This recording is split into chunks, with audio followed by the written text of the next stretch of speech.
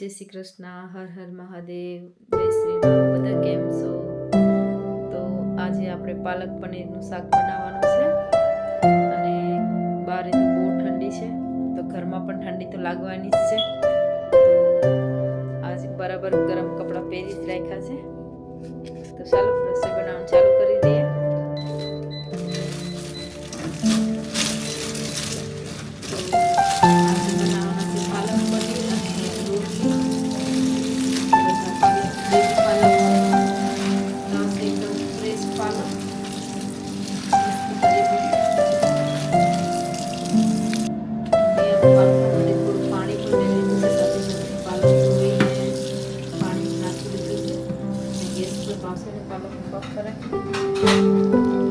પાલક buffy જાય ત્યાં સુધીમાં પાલકમાં ટમાટર ને બધું કાપીને રેડી કરી નાખીએ. તો અહીંયા પાલકની ગ્રેવી માટે મેં 3 ટમાટર લઈ લીધા છે.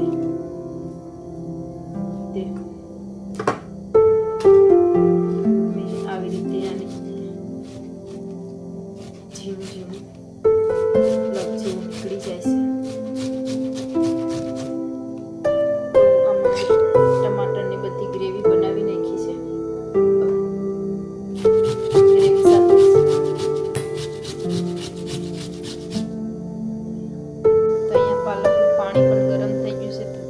પાલકને અંદર નાખી દઈએ તો બધી પાલક પ્રોપર રીતે બફાઈ. તો અહીંયા મેં એક ગ્રીન ચીલીનું જે રેડીમેડ પેકેટ આવે તેમાંથી ગ્રીન ચીલીનું એક લીધું છે. પીસ બહુ તીખું છે. મેં ટેસ્ટ કરીને જોયું એટલા માટે એક જ લીધું છે.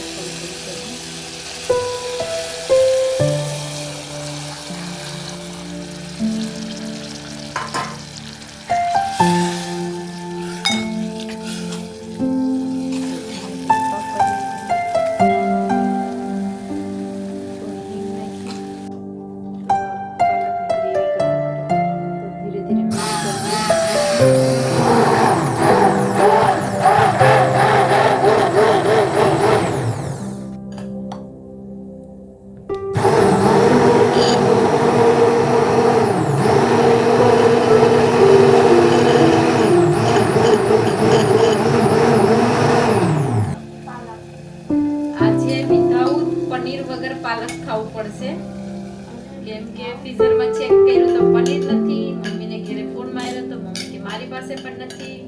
તો ચાલો અમે બધા ગ્રેવીસ ખાતા હોય તો આપણે હવે ખાલી ગ્રેવી પાલકની બનાવી નાખીએ અને રોટલી સાથે પાલક ખાવાનું છે. એકલું પાલકની ગ્રેવી. શાસ્ત્રી કઈ નવું કર્યું છે? હું કર્યું છે બતાવ.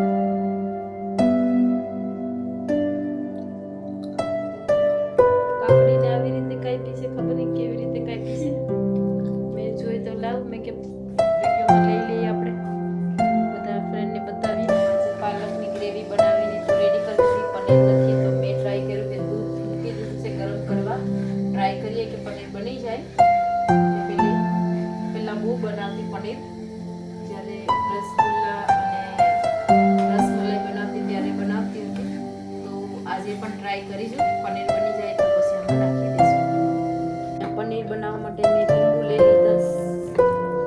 લીંબુનું જ્યુસ કાઢી લઈએ.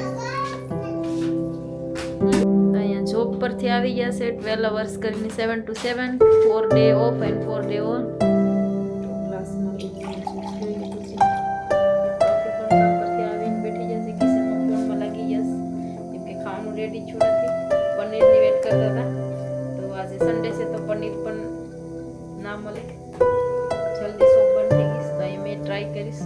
અહીંયા દૂધ ઉકળવા રાખી દીધું. પછી થોડુંક પ્રોપર ઉકળી જાય પછી નાખીએ લીંબુવાળું પાણી. ગરમ થઈ ગયું તો મેં ધીરે ધીરે કરીને લીંબુવાળું પાણી નાખી દઉં. ઠંડુ પાણી રાખ્યું છે તો પનીર જોઈશ બનીશ કે બનવું નકર ગ્રેવી ખાવાનો વારો આવે. મિક્સ કરી પનીર બનવાનું હશે તો એકદમ પાણી થઈ જશે. પાણી તો થઈ ગયું.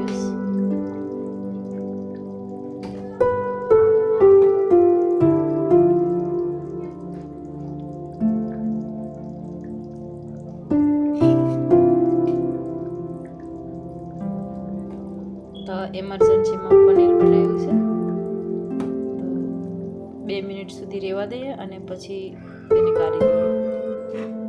તો આમ એક જાળીવાળી બેગ લઈ લીધી છે અને એમાં પનીર નાખીને કાઢી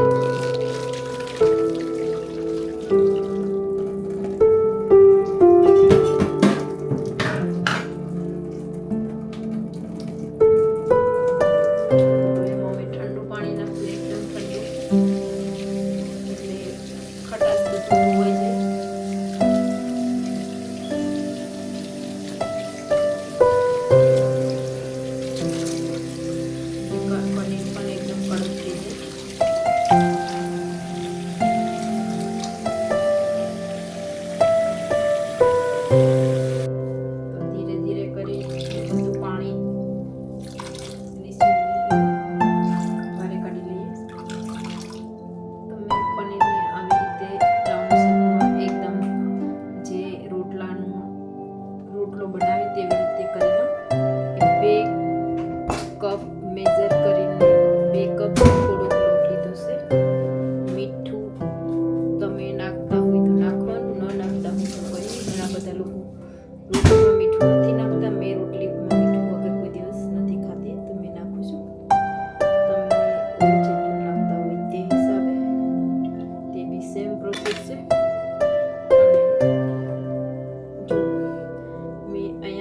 કપ લીધું છે, 1 કપ પાણી નાખું છું અને મેં 2 કપ ને થોડોક લોટ લીધો હતો તો મેં આમાં થોડુંક પાણી બીજું નાખું છું ઉપરથી. બસ આટલું જ પાણી જોશે.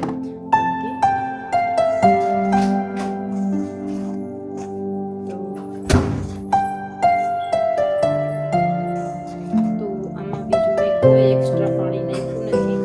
જે પહેલા નાખ્યું તે જ બધું નાખ્યું છે.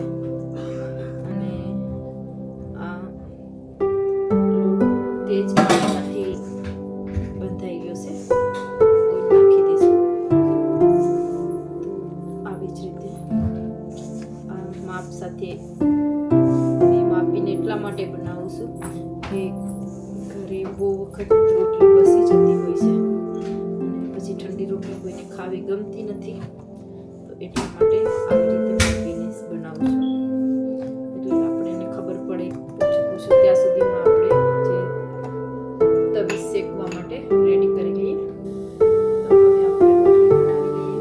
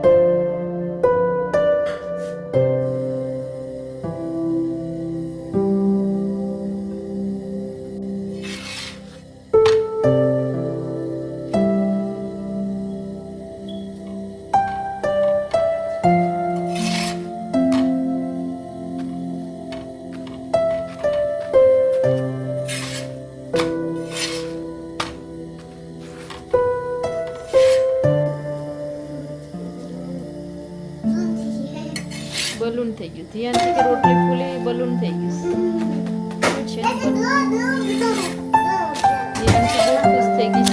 બલૂન દેખીને.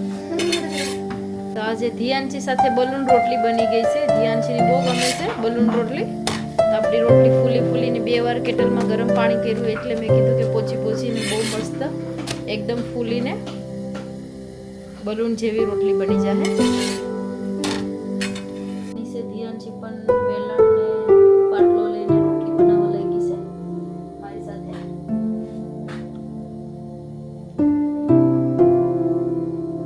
રોટલી બનાવતા આવડે છે? બહુ ફાસ્ટ રોટલી બનાવે છે ધ્યાનચી. તો આપણી રોટલી ફૂલીને એકદમ બલૂન જેવી થઈ ગઈ છે. તો પનીર મેં અહીંયા ઘરે જ બનાવી નાખ્યું છે. પનીર નાખ્યું એટલે એ ગરમ છે તવે. તો ધ્યાનચી પર રોટલી શેકવા માટે આવી ગઈ છે.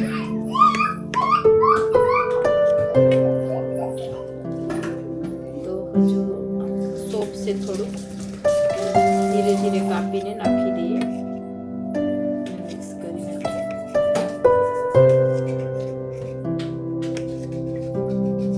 તો આ ઘરે બનેલું પનીર એમરજન્સીમાં નાખી દઈએ આપણે એક ટુકડા ધીરે ધીરે, કેમ કે બહુ સોફ્ટ પનીર છે. બધું પનીર આમાં મેં નાખી દીધું છે ધીરે ધીરે કરીને. અને મિક્સ પણ એકદમ ધીમે ધીમે કરવું પડશે, કેમ કે હજુ સોફ્ટ છે અને 1 થી 2-3 કલાક સુધી રાખવું પડે તો એકદમ કડક થઈ જાય. તો બસ આવી રીતે નોર્મલ સ્પૂનથી મિક્સ કરી લઈએ. તો આ છે પાલક પનીર રેડી. તો પાલક પનીર રેડી છે. તો ચાલો